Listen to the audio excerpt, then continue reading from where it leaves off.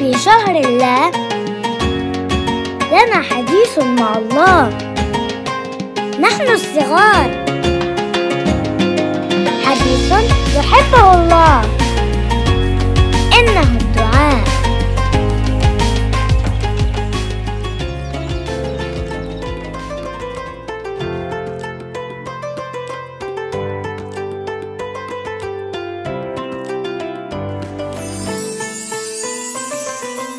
دعاء اليوم الثالث.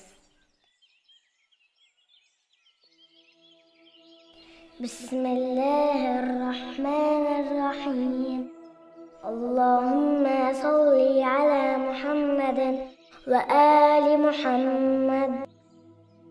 اللهم ارزقني فيه الذهن والتنبيه، وباعدني فيه من السفاهة والتمويه، واجعل لي نصيبا من كل خير تنزل فيه بجودك يا أجود الأجودين.